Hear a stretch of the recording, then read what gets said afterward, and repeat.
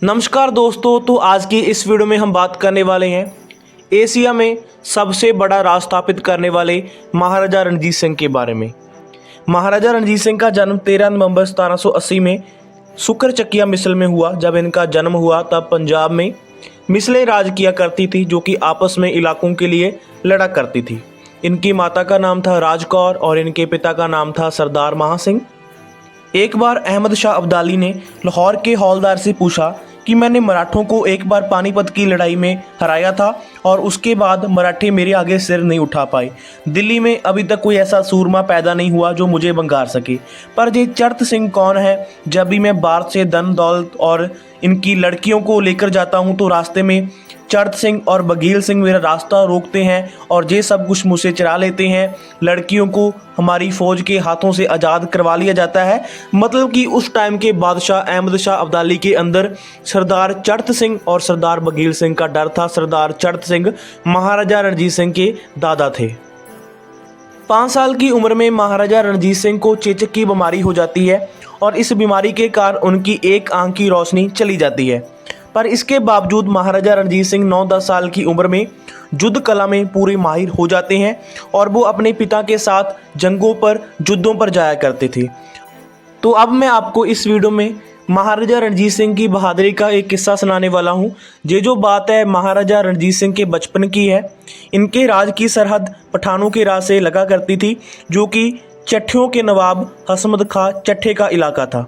कई जंगों के बाद भी हसमत खान को काबू नहीं किया जा सका था।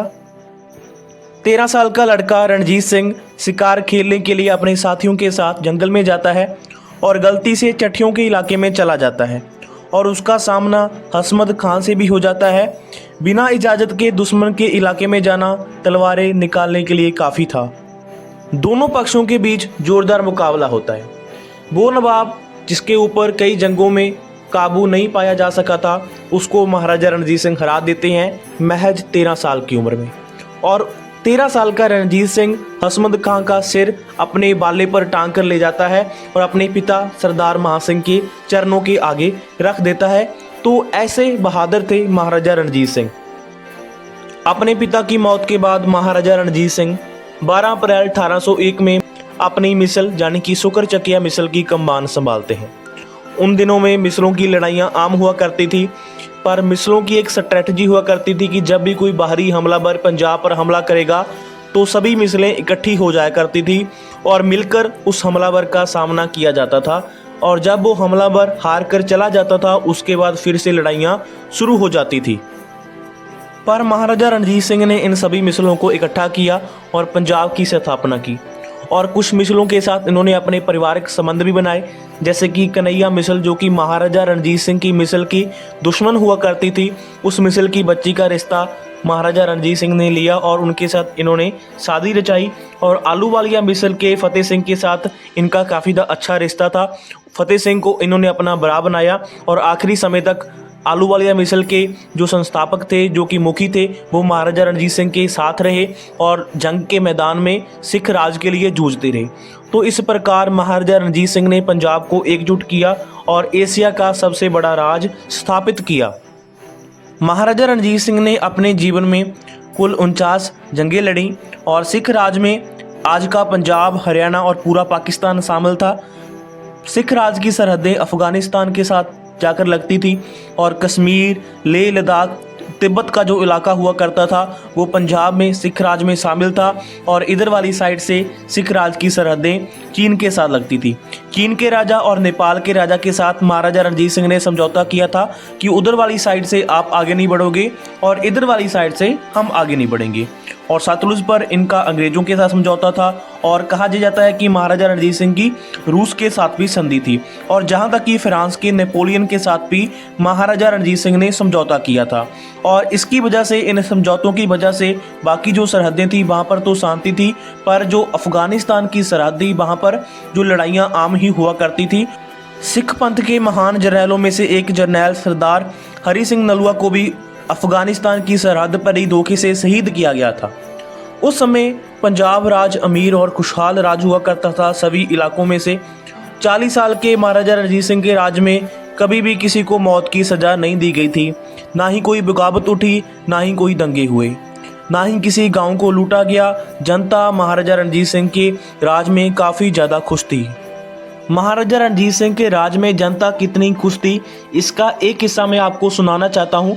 एक बार महाराजा रणजीत सिंह का सिपाही ड्यूटी कर कर घर वापस जा रहा था और वो कूड़ा ढोने वालों की बस्ती में से निकल रहा था, तो उसे एक आवाज़ सुनाई देती है। उस आवाज़ को सुनकर वो रुक जाता है और वो आवाज़ एक औरत की थी जो कि अपने बच्चे को सुलाने की कोशिश कर रही थी और उसको लोरी सुना रही थी। तो लोरी कुछ ऐसी थी, आकड़ बे मुंडिया आकड़, रणजीत सिंह तेरा चाकर, सदा तेरी दाई, महताब दौड़ दी आई। इस लोरी का मतलब ये है, वो औरत अपने बच्चे को कह रही थी कि तू सिर उठाकर अपनी ज़िंदगी को जी। महाराजा रणजीत सिंह को हमने तुम्हारी सेवा के लिए रखा है और सदा कौर जो कि महाराजा रणजीत सिंह की पत्नी की मां थी, वो तुम्हारी खिडारन है और महारानी महताब कौर हमारे घर काम करने के लिए आती है। जब वो सिपाही ये सब कुछ जाकर महाराजा रणजीत सिंह को बताता है तो महाराजा रणजीत सिंह उस औरत को उसके बच्चे के समेत दरबार में पेश करने के लिए कहते हैं और उस औरत को उसके बच्चे के समेत दरबार में पेश किया जाता है। तो महाराजा रणजीत सिंह उस औरत को कहते हैं कि आप वो लोरी दोबारा सुनाओ, और वो औरत डर गई थी। जब उस औरत ने वो लोरी दोबारा से सुनाई महाराजा रणजीत सिंह के आगे, उसके बाद महाराजा रणजीत सिंह उस औरत के पैरों में आकर उन्होंने मत्था टेका और कहा कि आपकी वजह से मेरा राज करने का जो मकसद था, जो मंतव्य था, वो पूरा हो चुका है। महाराजा रणजीत सिंह ने उस औरत को कहा कि मैं हमेशा से ही एक ऐसा आज़ाद राज स्थापित करना चाहता था जहाँ की प्रजा खुद को मालिक समझे और मुझे सेवक। और उस औरत को इनाम में उसके बच्चे के बराबर तोलकर सोना दिया जाता है। तो ऐसा था महाराजा रणजीत सिंह का राज, जहाँ पर कूड़ा उठाने वाली एक औरत, कूड़ा उठाने वाला परिवार महाराजा रणजीत सिंह के परिवार को अपना सेवक समझ सकता था। उन पर कोई भी स्ट्रिक्ट एक्शन, कोई कड़ा एक्शन नहीं लिया जाता था। तो अब बात करते हैं कोहिनूर हीरे के बारे में। कोहिनूर हीरा जो कि आज के टाइम पर ब्रिटेन की महारानी के ताज का सिंगार है, ताज की शान है। एक टाइम पर वो हीरा सिख राज का हुआ करता था और वो हीरा महाराजा रणजीत सिंह के समय में ही सिख राज के पास आया था। तो अब बात करते हैं कि कैसे ये कोहिनूर हीरा सिखों के पास पहुंचा। गोलकुंडा की खदानों में से निकलने के बाद ये हीरा लगभग 700 साल दक्षिण के राजाओं के पास रहता है। उसके बाद ये हीरा आ जाता है मुगल बादशाह हुमायूं के पास। आगे पीढ़ी दर पीढ़ी ये हीरा आगे बढ़ता रहता है और हीरा पहुंच जाता है औरंगजेब के पास। औरंगजेब की मौत के बाद मुगल राज कमज़ोर पड़ जाता है, तख्त कमज़ोर पड़ जाता है। उसके बाद दिल्ली को जीत लेता है नादर शाह, तो नादर शाह के पास ये हीरा आ जाता है। कोहिनूर अब नादर शाह के पास था, पर नादर शाह को हरा देता है अहमद शाह अब्दाली। अब इस कोहिनूर हीरे पर हक हो जाता है अहमद शाह अब्दाली का।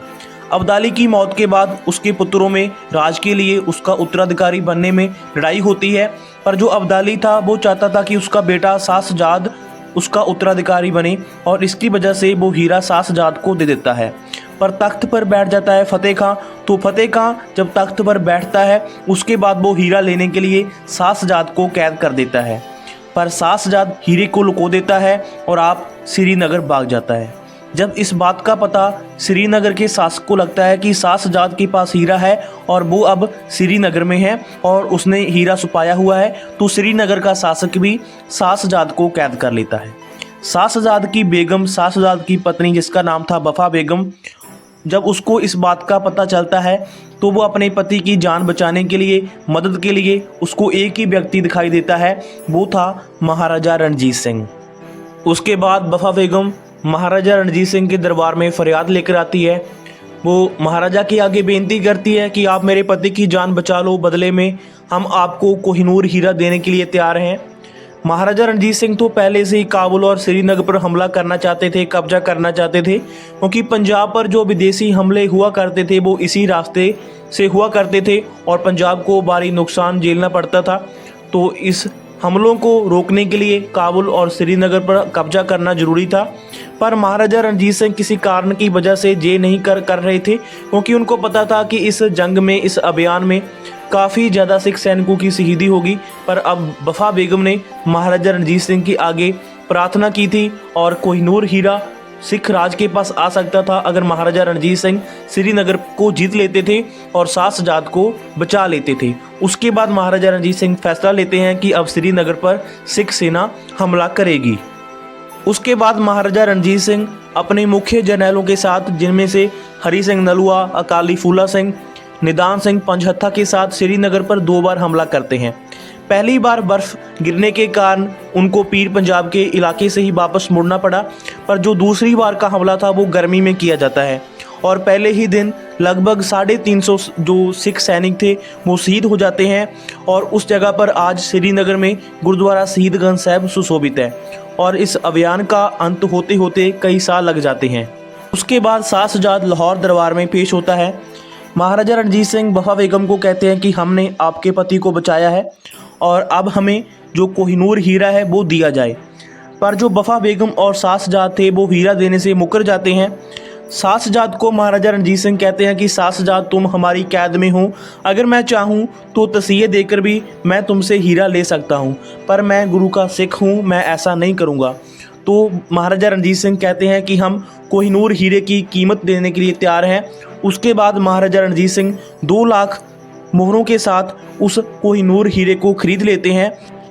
इस प्रकार कोहिनूर हीरा सिख राज के पास पहुंचता है।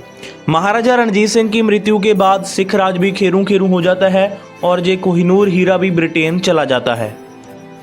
जैसे कि महाराजा रणजीत सिंह एक मनुष्य थे, कहा जाता है कि जो मनुष्य होता है वो गलतियों का पुतला होता है, तो ऐसे कुछ गलतियां महाराजा रणजीत सिंह से भी हुई थी, जो कि एक स्वाभाविक कह सकते हैं, हर एक मनुष्य से कोई ना कोई गलती हो जाती है।